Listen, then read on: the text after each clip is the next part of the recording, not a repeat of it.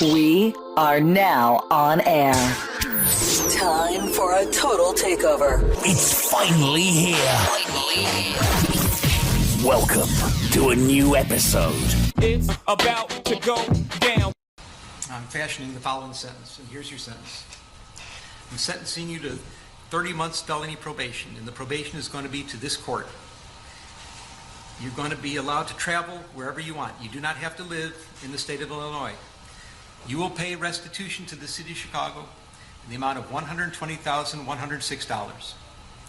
You are fined $25,000, which is the maximum fine, and you will spend the first 150 days of your sentence in the Cook County Jail, and that will start today, right here, right now. I'm not suicidal.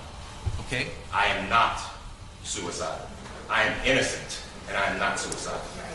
If I did this, then it means that I stuck my fist in the fears of Black Americans in this country for over 400 years and the fears of the LGBTQ community. Your Honor, I respect you and I respect the jury, but I did not do this. And I am not suicidal. And if anything happens to me when I go in there, I did not do it to myself. And you must all know that. I respect you, Your Honor. I respect your decision. Jail time. I am not suicidal. Okay. I am not suicidal. Stop laughing about black. I am not suicidal. And I am innocent. I could have said that I was guilty a long time ago. There's something wrong with his medulla oblongata. Thanks, Jen. I have two questions. First, about the Florida bill that just passed, restricting the speaking about of homosexuality and gender identity up to third grade. And then I have a question about surveillance matters that have been in the news. Regarding the Florida bill, in 1994, when many of us in this room were in school, President Biden actually voted for a much broader restriction that banned federal funds from being used for, quote, the promotion of homosexuality as a positive lifestyle alternative. Why did he do that, and can you describe how his thinking has evolved over the years? Well, I think that you have seen the president speak passionately about his view that a bill like this, a bill that would discriminate against families, against kids, put these kids in a position of not getting the support they need at a time where that's exactly what they need, is discriminatory. It's a form of bullying. It is horrific. I mean, the president has spoken to that. In terms of his views and comments from 25 years ago, I think the most important question now is why are Florida leaders deciding they need to discriminate against kids who are members of the LGBTQI community? What prompts them to do that? Is it meanness? Is it wanting to make kids have more difficult times in school, in their communities? I would pose that question to them, and we can talk about it more tomorrow if you get an answer. Was there a reason you supported the same policy, though, in the 90s when we were all in school? I think what's important to note here is how outspoken the president has been against discrimination, against kids, against members of the LGBTQI plus community, and what we're looking at here is a bill that would propagate misinformed, hateful policies and impact children. So that's the question. I hope maybe you can pose that to some of the leaders in Florida. Maybe they'll return your phone calls, and I'll look forward to having that conversation with you. And let's talk about it now and welcome in the host of the Rubin Report, Florida man Dave Rubin. His next book, Don't Burn This Country, comes out next month. And Dave, I saw you're doing the audio sessions right now, so it's time to get excited about the book, right? John, I just finished up 3 days, 5-hour days. I think you're going to dig it. I'm going to send you a free copy. I'm going to autograph it, John. But before we get started here, just very quickly on this gay thing, I know we're going to talk about it extensively. But, you know, I fled California because of this nonsense, came here to Florida, and now it's happening here. It's not happening here. I'm going to have to do the underground bunker thing, right? That's where this all ends up. Well, it does. It's not happening here because of our governor, and you have, level-headed conservatives in Florida. And all this bill says, I know you've read it before, I think it's 7 pages long, but no one, I don't think any one of those Democratic senators who got up there to protest it, they cannot have, they must be just going along with this groupthink from the left. It's bad because Governor DeSantis is proposing it. It's bad because it puts parents in front of teachers' unions and teachers. It's not bad because what they claim is not actually in the bill. No, and this is what the media and the Democrats do with absolutely everything. Like, if you just don't have enough evidence over the last couple of years, how they blow up basically nothingness into being some sort of bigoted, hateful, homophobic, transphobic, racist, blah, blah, blah. The bill, in essence, says that parents should be able to know what's going on with their children's education, and if the children are struggling or whatever it might be, that the school can't hide that information.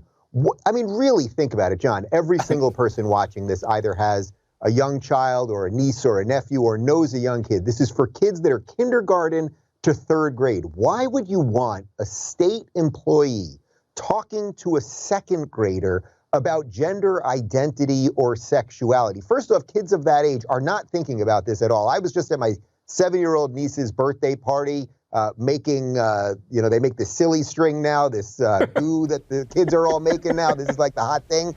That's what we did on a Sunday afternoon. Yes, that's what 7-year-olds should be doing. These kids are not thinking about these things. Why would you want not only a state educator to be able to talk to kids about it at that age, but then hide that conversation from the parents? The word gay is not in the bill. I have covered it extensively on my show. Yeah. I mean, in essence, this is basically about transparency, which of course we should have. Parents should know what's going on at school. That's not a radical position. That's not a hateful position or a bigoted position. Someone else who apparently hasn't read the bill, and he's up on his high horse about it, is Andy Cohen, the executive producer over on the Bravo networks. I'm a big fan of Below Deck. Don't tell anybody that. I don't like to admit that I like reality television.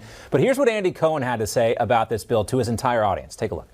First, to Florida Republicans, you're pretending to solve a problem that doesn't exist. There's not a mass conspiracy of kindergarten teachers who are plotting to teach children to be gay. This is one big dog whistle. You're scaring people into spewing hate and discrimination at the LGBTQ community.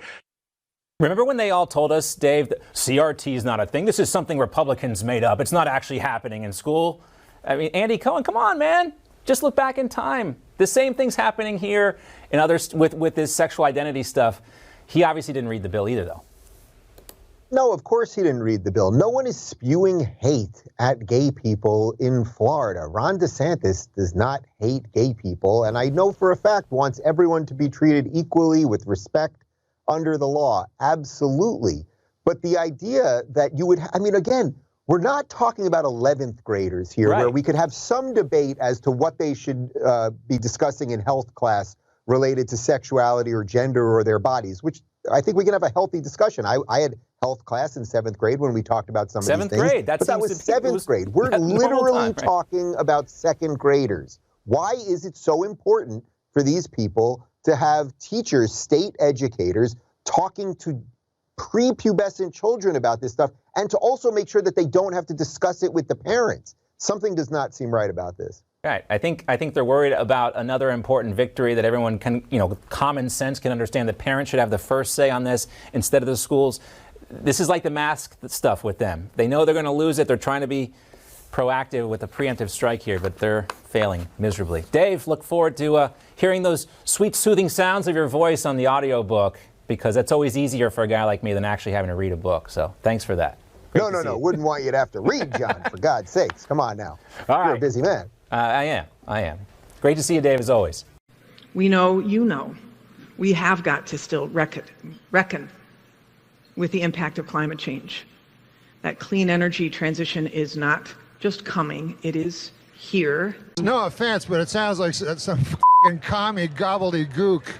You may have noticed this week that your gas prices have gone up. I want to talk to you a little bit about why. A lot of it has to do with Vladimir Putin. The reality is that Russia is one of the 3 largest oil producers in the world. And the fact that they have started this conflict, invaded a foreign country, and they are such a big producer of oil in the world is the reason why the global oil markets are disturbed right now and why your gas prices are going up. No offense, but it sounds like some f***ing commie gobbledygook. The president's statement blames the Putin price hike. Are you guys just going to start blaming Putin for everything until the midterms? Well, we've seen the price of gas go up at least 75 cents since President Putin lined up troops on the border of Ukraine. And last month, the statement didn't mention the Putin price hike. It mentioned inflation because of the pandemic. Why is that? Well, Peter, last 2 years, there was a global pandemic. Everyone who's global economists have all agreed that that has been the biggest contributor to date of inflation because of the impact on the supply chain. Obviously, global events impact the economy, the global economy, as well as global inflation.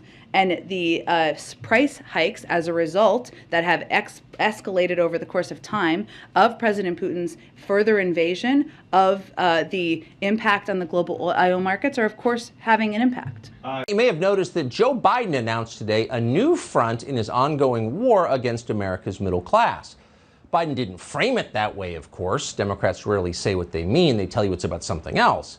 In this case, Biden told us it was about Vladimir Putin. Biden explained that we're going to hurt Putin by making it illegal for Americans to buy Russian energy. This, he said, will amount to a massive moral victory for us. We're going to feel great about ourselves. And at the same time, it will be a crushing defeat for the Russians, who, of course, deserve it. So it was one of those rare occasions when we could see the good guys win and the bad guys lose. Hooray! Around Washington, you could almost hear the feverish applause as Biden finished speaking. Every constituency loved it. The media agreed that Joe Biden had never seemed more presidential. Democratic officials seemed deeply relieved. For once, they could talk about something other than COVID and the southern border. They'd rather be on offense than defense. Republican leaders, meanwhile, seemed happiest of all. They barked like seals.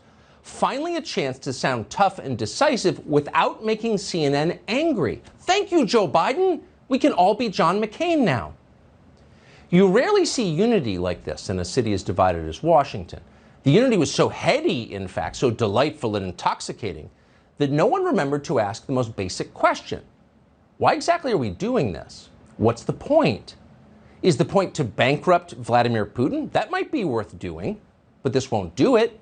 Putin already has ready markets around the world for his oil, starting in China, in India, and Turkey. So that's not going to work. Maybe the point is to force Russian troops to withdraw from Ukraine. That would definitely be worth doing. But no, that's not the point either. Joe Biden will typically say absolutely anything, but even Joe Biden didn't claim today that sanctioning Russian oil will end the war in Ukraine, because it won't. So who exactly are these sanctions aimed at? Think about it.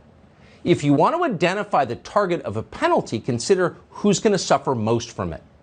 And in this case, the answer could not be clear. It's middle-income Americans. They're the ones who were crushed for 2 years under COVID restrictions. They're the ones who are about to be pummeled by shutting down more energy sources. Notice a theme here? The people in charge hate the middle class above all. So it's not Vladimir Putin who's getting punished. It's American citizens. It's you. That's not speculation. Gas prices are already the highest they have ever been in history, and they're about to get even higher, potentially much, much higher. So will the price of natural gas and the price of electricity and food and everything else you buy that has to be transported more than 100 yards from where it was made, which is to say, every single thing in your life. This is not good news for you, no matter what Washington is currently claiming. You are about to get a lot poorer. That's guaranteed. You'll notice as you watch this clip that that is the one thing that somehow Joe Biden forgot to mention today. Today, I'm announcing the United States is targeting the main artery of Russia's economy. We're banning all imports of Russian oil and gas and energy.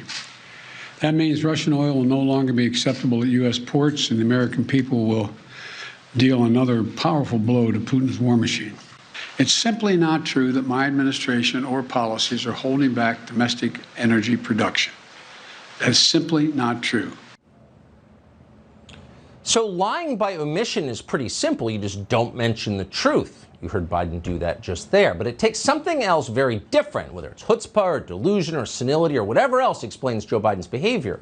It takes something like that to tell a lie like the one you just heard at the end of Biden's statement. Quote, "It's simply not true that my administration or policies are holding back domestic energy production." Oh, but it simply is true. It's demonstrably true, and everyone knows it. On his first day in office, Biden single-handedly killed the Keystone XL pipeline. Then, just days before Russia invaded Ukraine, weirdly, Biden's administration shut down all new energy leases and permits on federal land. That happened. Vladimir Putin did not do that. Joe Biden did it. Watch Biden's publicists try to explain that actually preventing domestic energy production, which they have done, is very different from holding back domestic energy production. Here she is. Let me give you the facts here, and I know that can be inconvenient, but I think they're important in this moment. To the contrary, we have been clear that in the short term, supply must keep up with the demand. We are, and here and around the world, will we make the shift to a secure, clean energy future. We are one of the largest producers with a strong domestic oil and gas industry. We have actually produced more oil. It is at record numbers, and we will continue to produce more oil. There are 9,000 approved drilling permits that are not being used. So the suggestion that we are not allowing companies to drill is inaccurate. The suggestion that that is what is hindering or preventing gas prices to come down is inaccurate. Let me give you the facts here. Now, when they say that, you know the lies are coming, and indeed in this case, they arrived promptly. Because oil companies have not used all the permits they've received, Jen Psaki told us, that means this is their fault. They're not trying hard enough to produce energy. They could, but they don't want to. But wait a second, Jen Psaki. What if there's no oil or gas underneath the permitted land?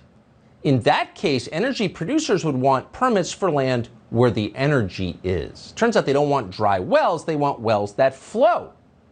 But they're not getting them. Thanks to the Green New Deal lobby that completely controls this administration, they can't get those permits. And that's what's happening here. And if you doubt it, ask anyone who works in the energy business. Jen Psaki just lied to you. They are all lying to you. You probably guessed that already, but you can't say it. Because if you wonder what these policies may be doing to your country or to your family, you are selfish and disloyal. In fact, you're unpatriotic, because real patriotism is caring about Ukraine first.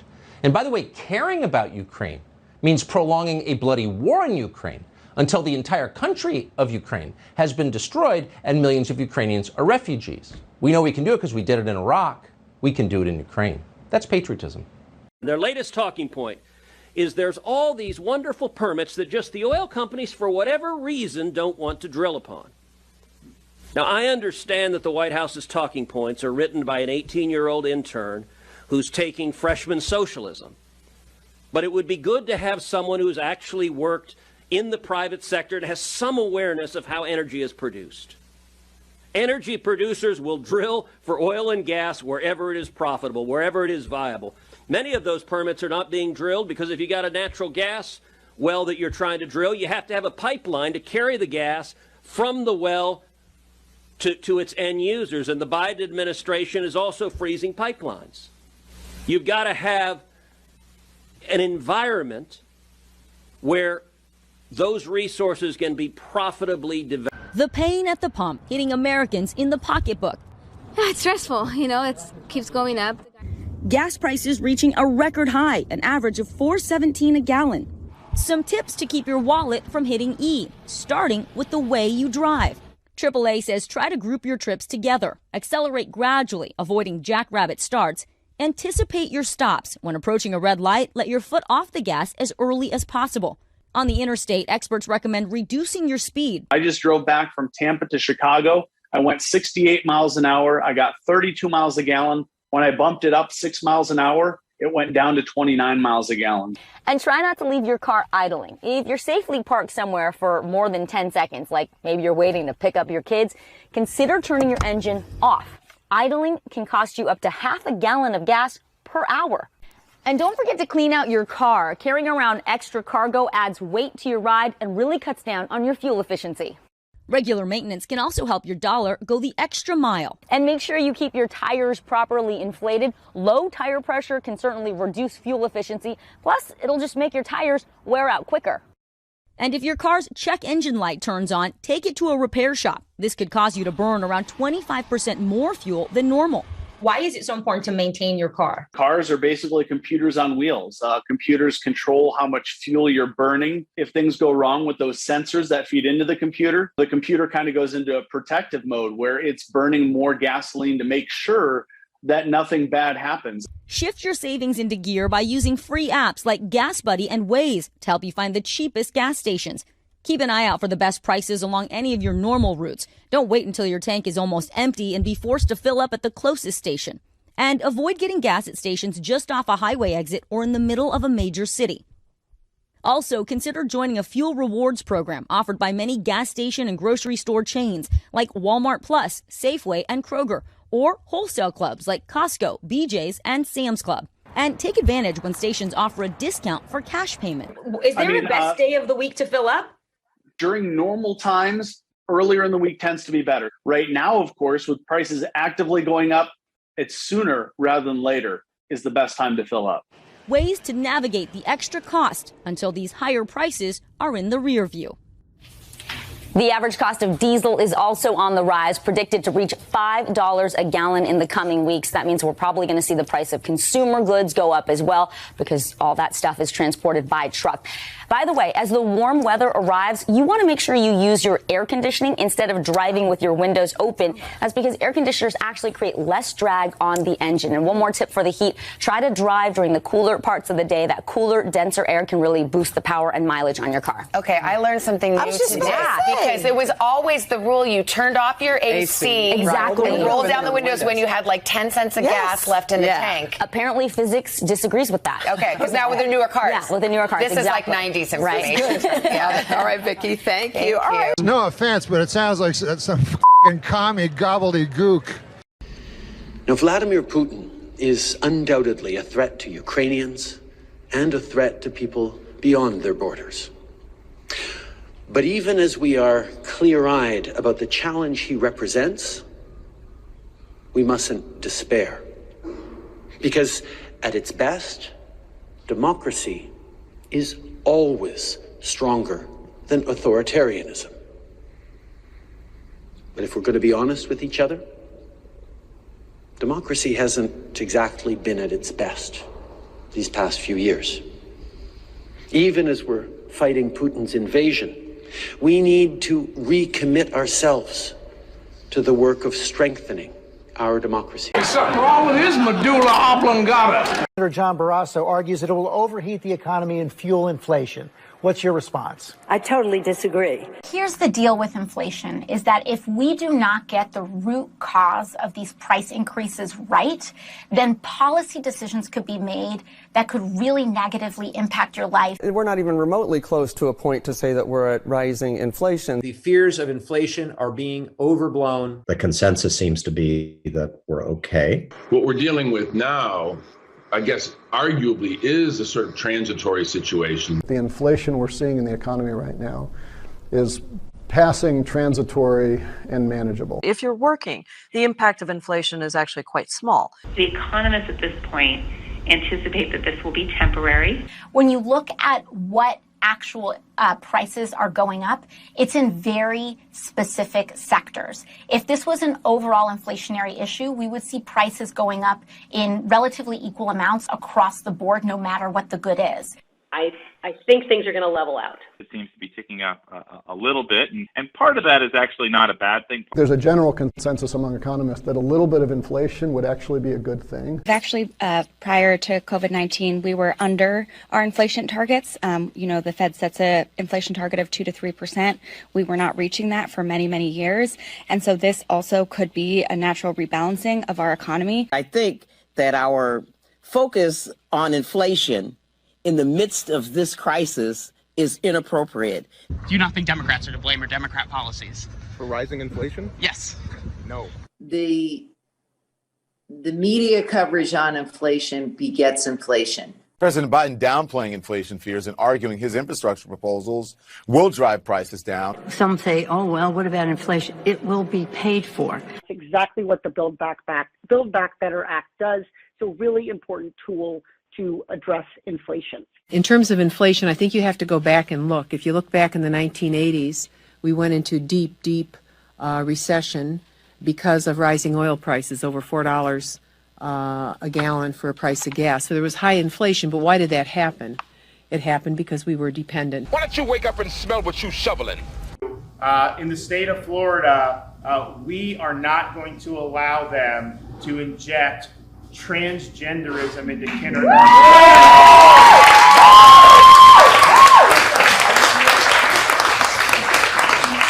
first graders shouldn't have woke gender ideology imposed in their curriculums.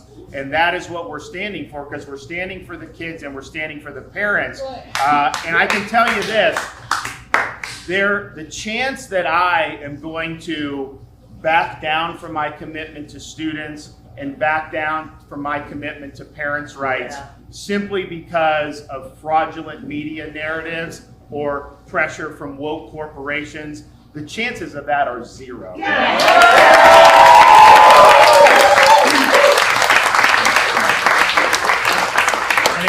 And when you have companies that have made a fortune off being family friendly and catering to families and young kids, they should understand that parents of young kids do not want this injected into their kids' kindergarten classroom.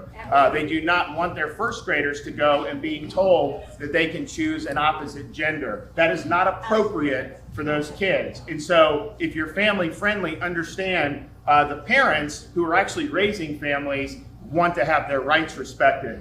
And I also think that if you have companies like a Disney that are going to say and criticize parents' rights, they're going to criticize the fact that we don't want transgenderism in kindergarten and first grade classrooms, if that's the hill that they're going to die on, then how do they possibly explain lining their pockets with their relationship from the Communist Party of China? Because that's what they do, and they make a fortune, and they don't say a word about the really brutal practices that you see over there at the hands of the CCP. And so in Florida, our policy is going to be based on the best interest of Florida citizens, not on the musing of woke corporations.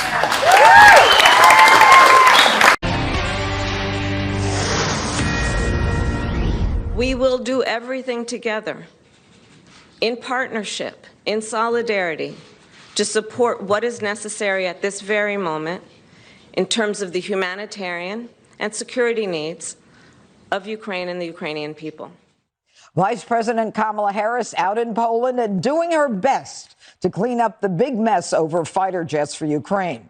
The Biden administration claiming a breakdown in communication as the reason for them blocking the deal that would have gotten Ukrainians the air defense capabilities desperately needed to fight off the Russian invasion.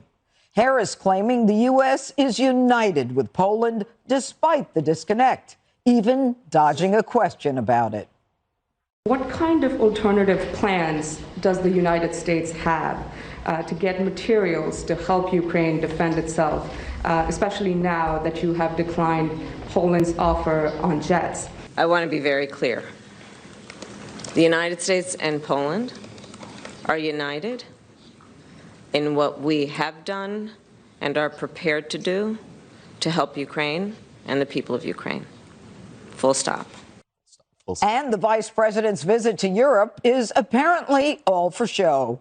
According to Politico, White House officials say Harris is not there to make any deals, but merely as a symbol of the administration's commitment to Ukraine.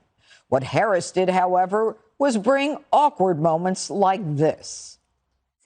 And for President Duda, I wanted to know if you think, and if you asked the United States to specifically accept more refugees. Okay. A friend in need is a friend indeed. Okay, I can first. Jesse, I'll go to you. Why did they even send her? Well, Hunter was busy. Hunter? Yes.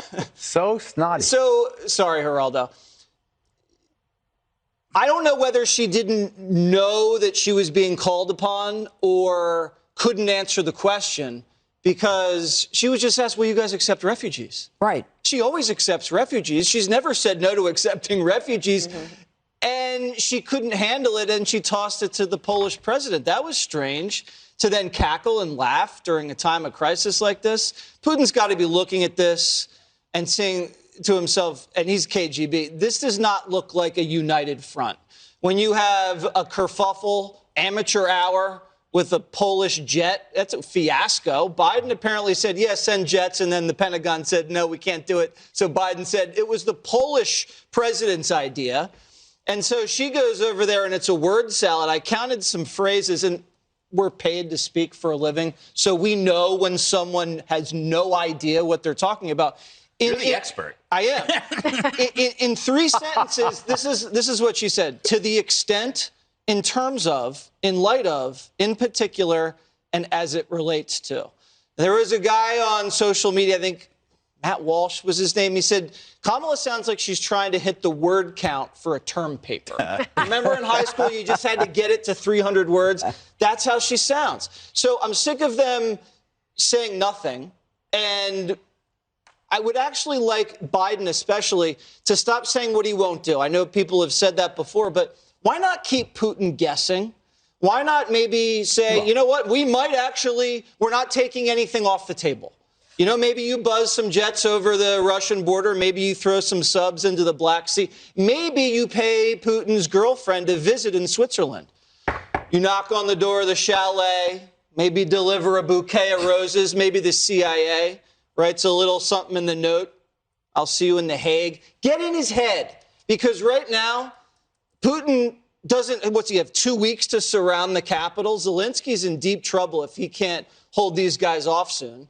And it's, you know, they're going to starve him out and then they're going to send in assassins. We don't have a lot of time. We have to do something more than we're doing right now.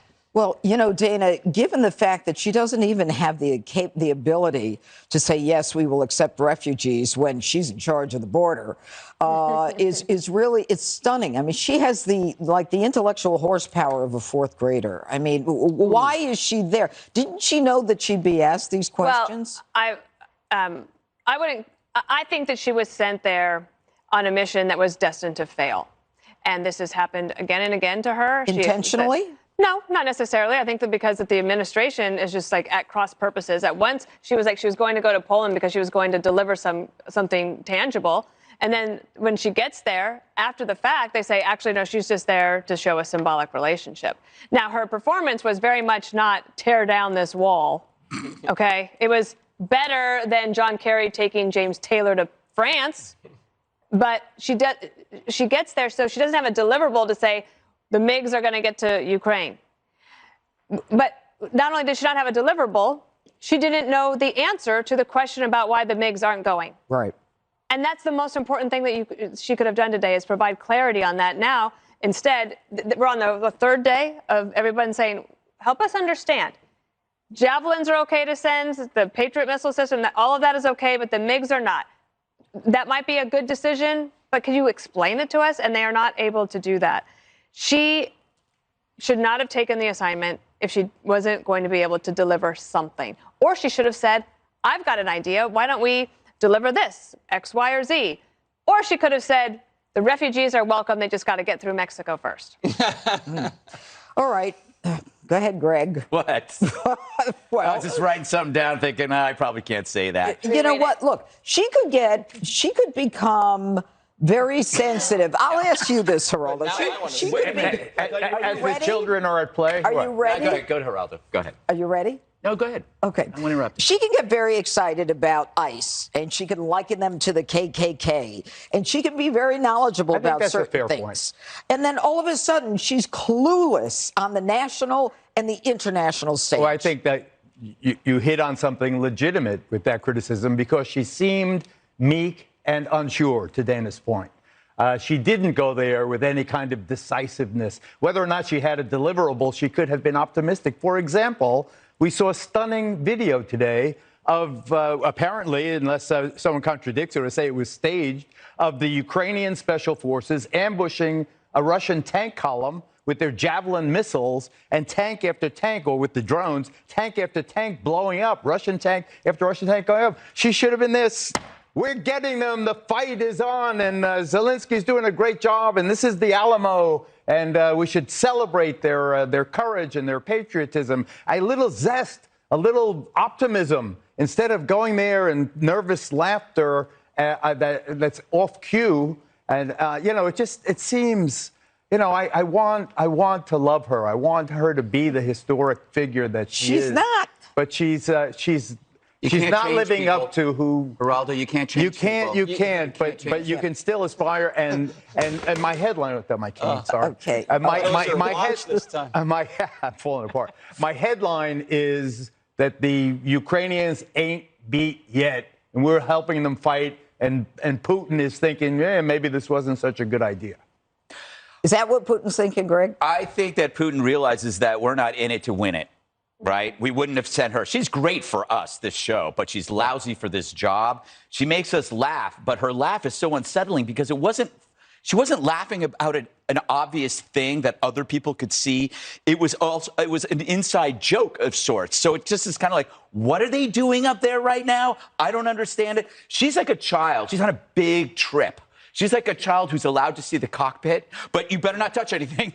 Please don't touch any of the buttons. She's not allowed to have any impact on anything because she's not to be, they don't trust her. She is right now a Polish joke. And I love that she said full stop. But but you think now that's the unserious stuff. The serious stuff and the sad part is this is a symbolic virtue signal that is replacing real activity. We do not need this sort of emblem, is what she was referred to. She's an emblem of our concern. We need a shocking, audacious diplomatic effort, and we need it swiftly. I've talked about it before. We spent a lot of time and billions of dollars on the Ukraine. Now they need us. We got to send our very best there, not the Joker in a pantsuit. We need Obama, we need Trump, we need Bush. They got to go. One or two, the combination, because we need mediation on steroids that expresses how much the world is disgusted by this and how intent we are on stopping the bloodshed and potential World War III. Without that, by doing this only prolongs it. This prolongs the suffering, and it makes us look like we don't care. Can I add one other thing? Is that she had a message to send to the American people, right? Because we are all watching. Putin's watching, but we haven't talked about the Ukrainian response, and their reaction to her speech was abysmal. And to Geraldo, you said she should have spoke with optimism for them. If you are hanging on every single word the administration says, and those were the words today, you would not feel like you were comforted. You definitely needed defiance. Yeah, and she has, I think, failed in all of those. And in any event, with the humanitarian crisis in Ukraine getting worse, many of you are asking how you can help. You can join Fox in supporting the Red Cross relief efforts there. Donate now by going to redcross.org/Fox. Over $2 million has been raised. And coming up, horrific images of mass graves in Ukraine as Russia claims that their hands are completely clean.